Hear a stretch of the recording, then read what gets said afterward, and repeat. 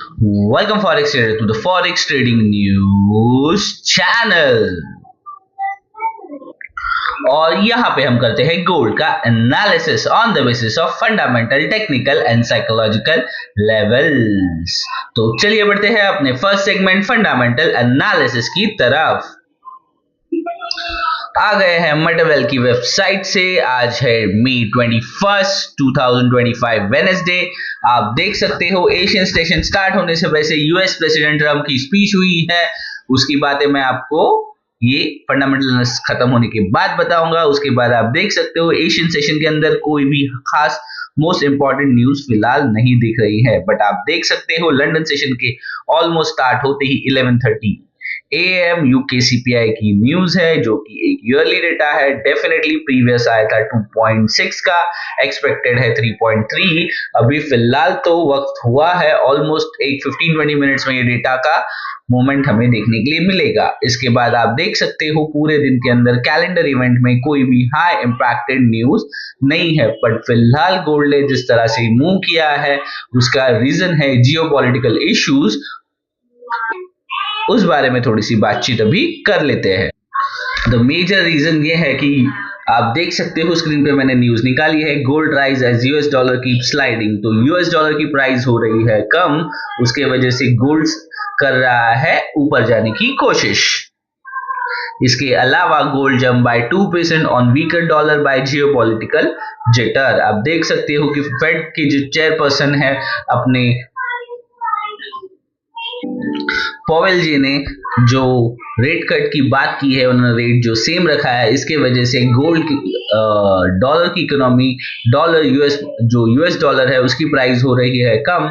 उसके और geopolitical issues के चलते आप देख सकते हो कि अगर आप डॉलर या करेंसी में ट्रेड करते हो तो ऑस्ट्रेलियन डॉलर हो रहा है, जा रहा है ऊपर, और यूएस डॉलर आ रहा है नीचे। This is the main reason, इसकी वजह से गोल्ड जंप कर रहा है ऊपर। और अगर आप देखो कि अगर एक मेरे फेवरेट ऑथर है रॉबर्ट कियोसाकी, उन्होंने एक कल के बारे में एक स्टेटमेंट दिया था, buy bitcoin ditch the bank before it's too lead.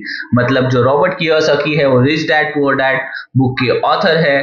That is my favourite book. और मुझे इतना याद है कि मैंने फर्स्ट टाइम जो बुक रीड की थी इंग्लिश में, that was Robert Kiyosaki rich dad poor dad.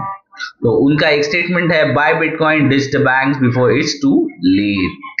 Okay, gold steady support bye US factual deficient concern. तो डेफिनेटली लोग उसी से कंसर्न है, क्योंकि जो फेड रिजर्व चेयरमैन ने जो स्टेटमेंट दिया है वो अपने रेट कट पे शॉर्ट है कि वो रेट नहीं ये करेंगे। इसके वजह से आप देख सकते हो गोल्ड के अंदर एक स्टडी और अपसाइड का मूवमेंट दिखाई पड़ रहा है। बट इसके अंदर अगर आपको देखने के लिए मिलेगा कि तीन मेजर चीजें जो गेम प्लान चेंज कर रही है और जिसके वजह से गोल्ड बूस्ट हो रहा है, वो है इजराइल और ईरान यानी मिडल ईस्ट में जो कॉन्फ्लिक्ट चल रहा है रिगार्डिंग न्यूक्लियर के ऊपर। न्यूक्लियर के उन्होंने जो किया कि they are planning to strike on Iran nuclear site have raised concern that Middle East conflict could escalate as such an attack might provoke relations from Iran। तो डेफिनेटली यहाँ पे ईरान और मिडल ईस्ट में Israel के बीच में जो nuclear war की बातें भड़क चुकी है, इसके वजह से आप देख सकते हो कि गोल्ड एक अपसाइड की मूवमेंट दिखा रहा है। और रशिया और यूक्रेन के बीच में जो मीडियोकर का काम कर रहे थे यूएस प्रेसिडेंट ट्रम्प, उन्होंने भी अपना हाथ पीछे लेने की बात की है। इसके वजह से भी एक गोल्ड बूस्ट हुआ है। और एक जो सबसे बड़ी न्यूज थी, इस फेडरल रिजर्व के सतर्क आर्थिक दृष्टिकोण तथा बढ़ने ऋण स्तर के कारण मूडीज द्वारा अमेरिका क्रेडिट रेटिंग घटाए जाने के कारण अमेरिकी डॉलर कमजोर बन रहा है, यानी अमेरिकन डॉलर की प्राइस कम हो रही है बिकॉज ऑफ फेड रिजर्व ने जो अपना रेट कट नहीं किया है इसके वजह से।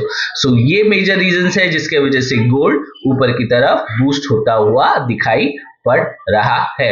So overall that's it from fundamental analysis. चलते हैं अपने टेक्निकल एनालिसिस पे।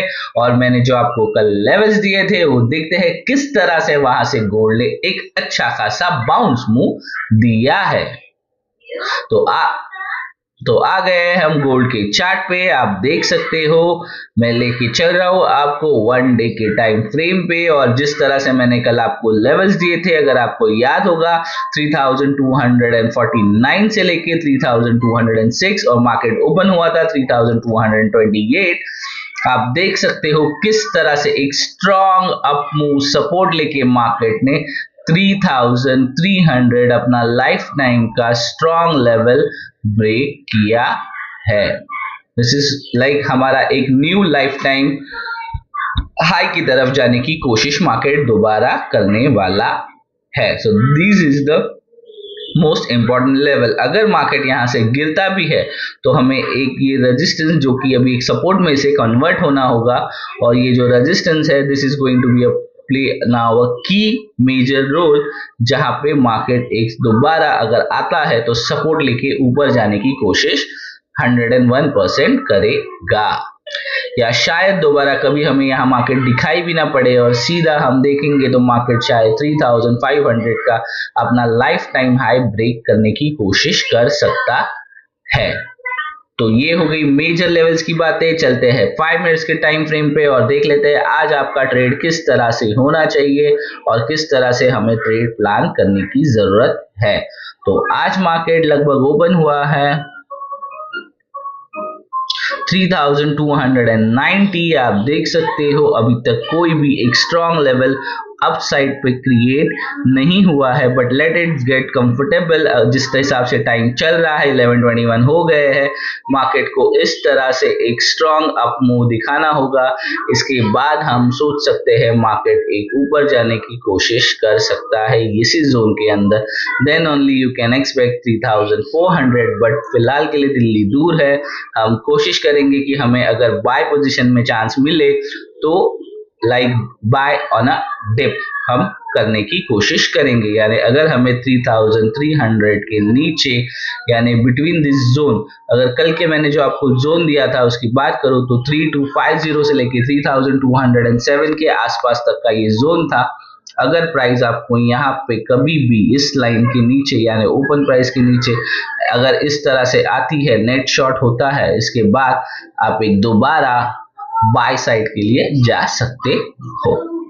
फिलहाल के लिए मार्केट के अंदर जो लेवल्स है और की लेवल्स है वो है 3300, और फिलहाल आप ब्रेकआउट पे बाय कर सकते हो। Market is trying to conquer is life time high 3500 के आसपास जाने की कोशिश करेगा, क्योंकि आपने देखा है कि जियोपॉलिटिकली न्यूज़ अगर आती है तो किस तरह से मार्केट एक शार्प अप मूव की तरफ जाने की कोशिश करता है। सो आज के लेवल का की पॉइंट्स है कि जियोपॉलिटिकल इश्यूज पे ध्यान रखें, जिस तरह से न्यूज़ चल रही है, एंड मेन मार्केट आपको 3300 के नीचे मिलता है, then only go for a your buy side का strong position, else go with wait and then buy और सेल। पर फिलहाल के लिए जिस तरह से मोमेंटम चल रहा है बाय में रहना ही फायदेमंद है, बट आपको बाय कहाँ करना है, डिप पे, ना कि हायर साइड में। डेफिनेटली अगर आपका risk to reward ratio high है, आपको अंदाज है कि आप क्या कर रहे हो, देन आप ब्रेकआउट पे बाय कर सकते हो। उस हिसाब से आपका टारगेट और आपको सेट करना होगा। So overall that's it from my side. Thanks for watching Forex Trading News channel.